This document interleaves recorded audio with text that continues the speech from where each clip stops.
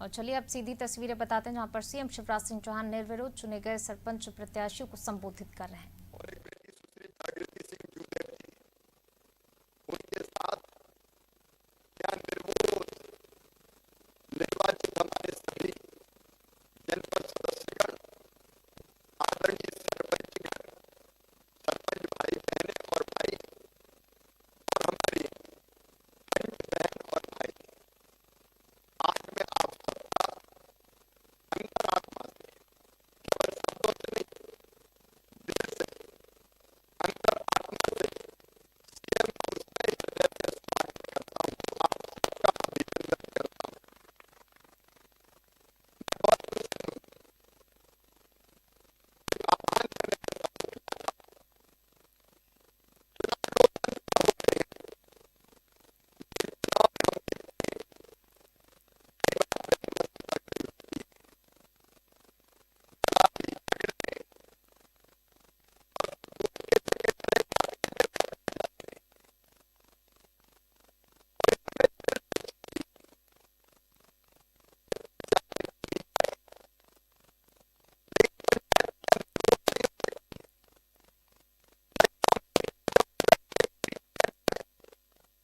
दिलचस्पी जाहिर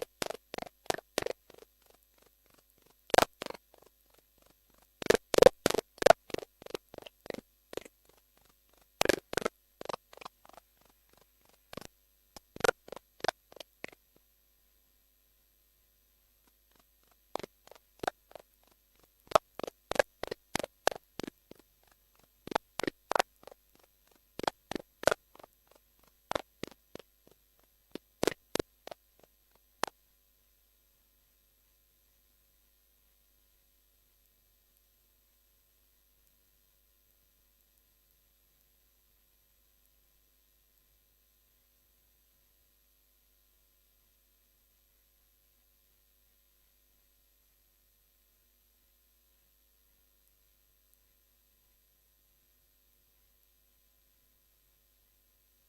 लेकिन पंचायत संतोष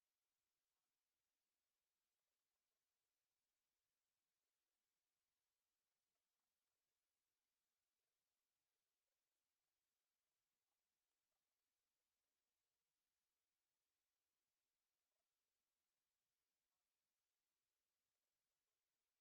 हर कदम पे खड़ा रहेगा, ये वचन देने मैंने आपको बुलाया है। देखिए, जनता ने आपको विश्वास दिया, जनता ने मेरी बात पे विश्वास किया, और उसमें से भी हमने एक बात और कही थी कि निर्विरोध भी चुनी जाए और महिला सरपंच और पंच सब महिला ही हो जाए तो एक और अलग आनंद आ जाए। मेरी इतनी बड़ी संख्या में यहाँ बहनें चुन के आई हैं, उन बहनों को मैं बताना चाहता हूं, देश के इतिहास में सबसे पहले मध्य प्रदेश ने तय किया, मैंने फैसला किया कि आधी सीटों पर पंचायत में, चाहे नगरों में, केवल बहनें चुनाव लड़ेंगी, वहां भाई चुनाव नहीं लड़ेंगे। आधी सीटें बहनों के लिए रिजर्व करूंगा। यह सबसे पहले मध्य प्रदेश में किया, इसलिए किया कि स्त्री और पुरुष समान हैं। अर्धनारीश्वर की हमारे यहाँ कल्पना है, स्त्री और पुरुष में क्षमता बराबर होती है, इसलिए बहनों को भी बड़ी संख्या में पंचायतों में चुन चुन के आना चाहिए। उनमें भी क्षमता है, प्रतिभा है, योग्यता है, और वो अब बेहतर काम करके दिखा सकती हैं। आज मैं इंदौर का उदाहरण दूंगा। स्वच्छता में 5वीं बार इंदौर देश में नंबर 1 आया है, और वहां की मेयर एक बहन ने ये चमत्कार करके दिखाया है। एक जगह नहीं, कई जगह हमारी बहनों ने बहुत बढ़िया काम किया है। मुझे खुशी है, अभी अपन एक सरपंच बेटी को सुन रहे थे, मेरी सरपंच बहनें भी निर्विरोध चुन के आई है। और कई पंचायतें तो ऐसी है कि जहां महिला भी सरपंच और सारे पंच भी निर्विरोध महिलाएं ही चुन के आई है। ये अपने आप में इस पे तालियां हो जाए जरा।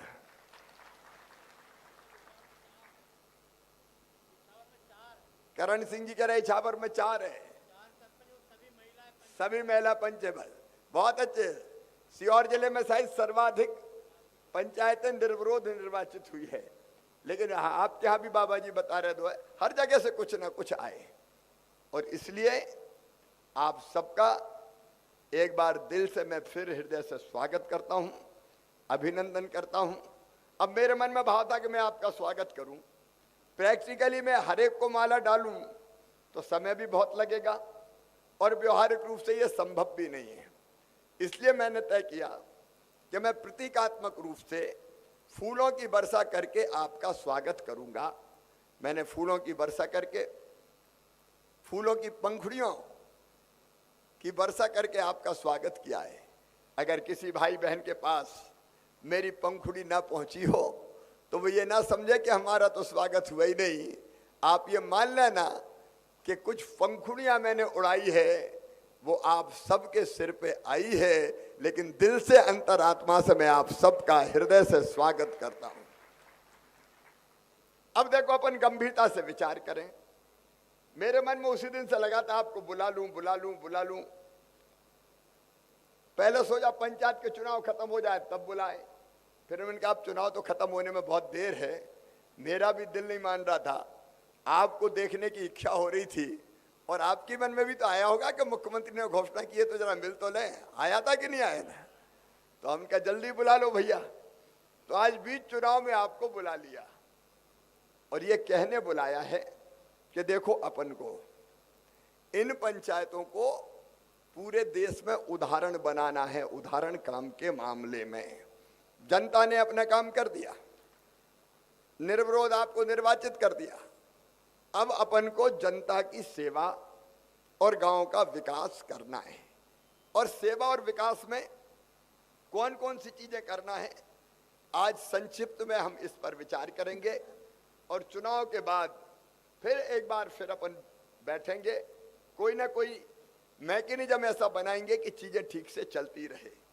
देखिए, एक सबसे पहली चीज कि अपने गांव में कोई भी लड़ाई झगड़ा भगवान करे ना हो, और अगर होता है तो हम छोटे मोटे मामले गांव में ही बात करके निपटा लेंगे। कोई रिपोर्ट और एफआईआर हमारे गांव की थाने में नहीं होगी। सब सहमत है क्या? अरे बोले, सब सहमत है? जरा जरा सी बात में झगड़े हो जाते हैं, रिपोर्टें लिखा जाती है, मेहनत की कमाई का पैसा थानों में चला जाता है, वकीलों के पास चला जाता है।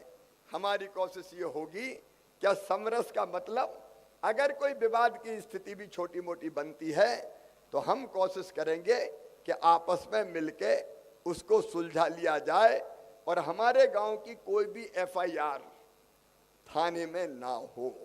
ये कोशिश करनी चाहिए ताकि समरसता का ये वातावरण हमारा बना रहे। दूसरी चीज जो मुझे लगती है, आपको वो जानकारी पुरस्कार की तो है ही कि हमने ये तय किया था सरपंच का निर्वाचन निर्विरोध रूप से हुआ तो पंचायत को 5 लाख रुपए की राशि दी जाएगी स्पेशली सरपंच के लिए। अगर पिछला सरपंच भी निर्विरोध था और इस बार भी निर्विरोध हुआ पंचायत में तो 7 लाख रुपए की राशि दी जाएगी। संपूर्ण पंचायत मतलब पंच और सरपंच निर्विरोध अगर चुने हैं तो भी 7 लाख रुपए की राशि। पंचायत में सरपंच और पंच सभी पद पर अगर महिलाएं निर्विरोध निर्वाचित हुई है तो 12 लाख रुपए की राशि। और पंचायत में सरपंच और पंच के सभी पदों पर ये ऊपर का 12 लाख तो निर्वाचन होता है, चुनने के बाद अगर महिलाएं आती तो, लेकिन निर्विरोध रूप से अगर पंच और सरपंच महिलाएं चुनी गई है तो 15 लाख रुपए की राशि उस पंचायत को दी जाएगी। तो ये राशि तो एक और कार्यक्रम करके हम आपका स्वागत भी करेंगे चुनाव के बाद, और ये राशि सौंपे गया खाते में डालेंगे। बाकी रेगुलर योजनाओं की जो राशि है वो राशि अलग आएगी।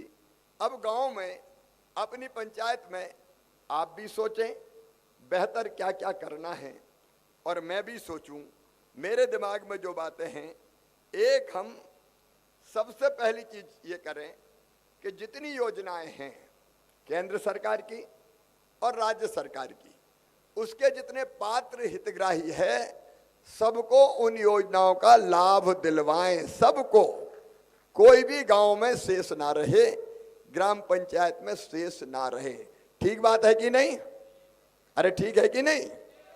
तो हम पूरा तरह से सैचुरेट कर देंगे, मतलब जितने लाभार्थी होंगे उनको ठीक ढंग से पंचायत में लाभ मिल जाए, चाहे प्रधानमंत्री जी की योजना हो और चाहे मुख्यमंत्री की योजना हो, तो लाभान्वित करने का हम प्रयास करें।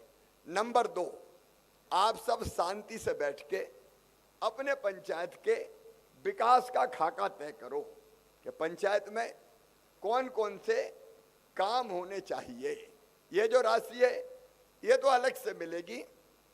एक 5 साल पूरी कार्य योजना आप बना लो, 5 साल कार्य योजना, और उन कामों में एक तो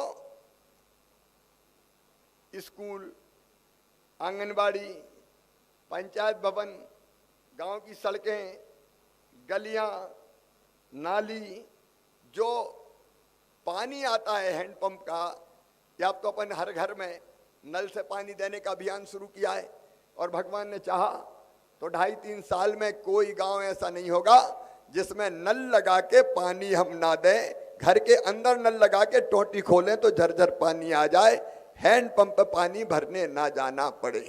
तो पेयजल की योजना, फिर सफाई की, स्वच्छता की योजना, फिर जो कचरा ठोस आता है उसके प्रबंधन की योजना। अपना गांव नंबर 1 स्वच्छ रहे, नंबर 2 हरा भरा रहे। देखो मैं रोज एक पेड़ लगाता हूं, रोज एक पेड़।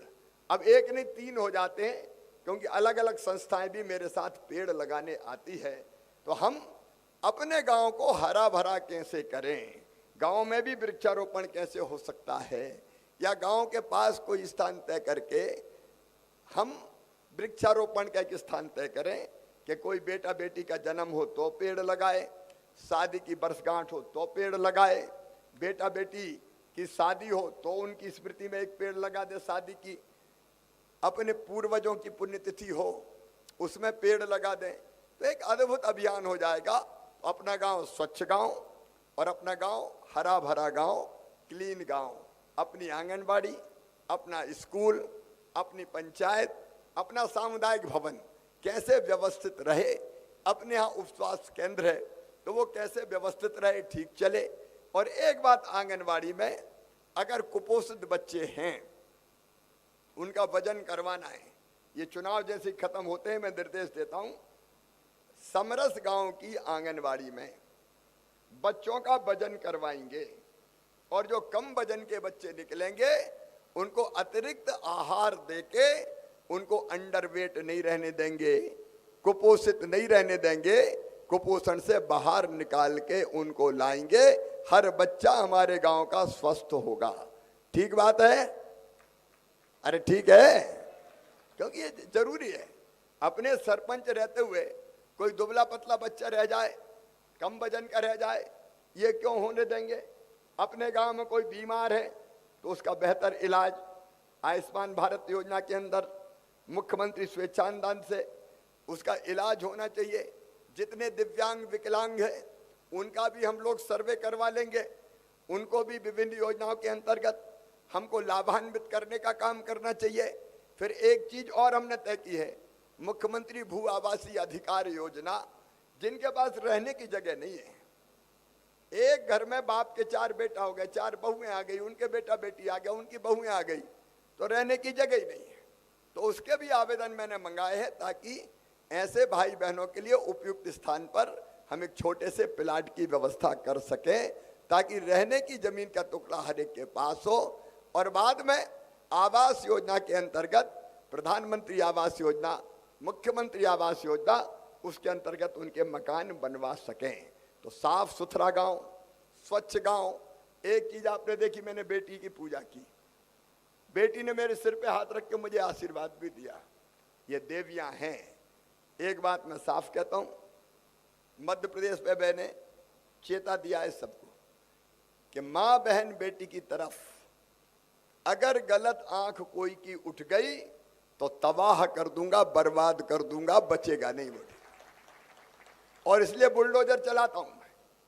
अगर किसी ने जुर्रत की तो नेस्त नाबूद, गुंडे, बदमाश, दादा और इस तरह की हरकत करने वाले, इनको बचने नहीं देंगे किसी भी कीमत पे।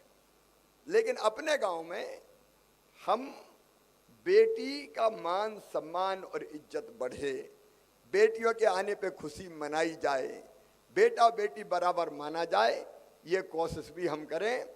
बेटी फ्रेंडली गांव हमारी पंचायत हो। लाडली लक्ष्मी बेटियां लगभग हर गांव में हैं। और आप जानते, मैंने अब तय कर दिया है कि लाडली लक्ष्मी बेटियों को कॉलेज में एडमिशन पर भी 25,000 की राशि 2 किस्तों में दी जाएगी और उनकी आगे की पढ़ाई भी निःशुल्क करवाई जाएगी। वैसे ही अगर कोई गरीब बेटा बेटी है गांव में और प्रतिभाशाली है और उसका एडमिशन मेडिकल इंजीनियरिंग कॉलेज में भी होता है, तो उनकी फीस भी मम्मी पापा नहीं, मामा भरवाने का काम करेगा। तो अपने अपने गांव में ऐसी प्रतिभाओं को छांटे हम। एक, बेटी का मान सम्मान और इज्जत। बेटी की शादी तो पूरे गांव की शादी है, बेटी आए तो हम कार्यक्रम उत्सव मनाने का काम करें, बेटियों का मान सम्मान हो और बेटियों की सारी योजना हम क्रियान्वित करें। और बेटे भी अगर पढ़ाई में अच्छे हैं तो उनको भी हम आगे बढ़ाने का लगातार प्रयास करेंगे। तो एक हमारा बेटी के लिए काम हो जाएगा। तीसरा काम, पानी का काम। अब देखो, हर जगह मुझे कहते हैं सिंचाई के लिए पानी ले आओ, पानी ले आओ, पानी ले आओ।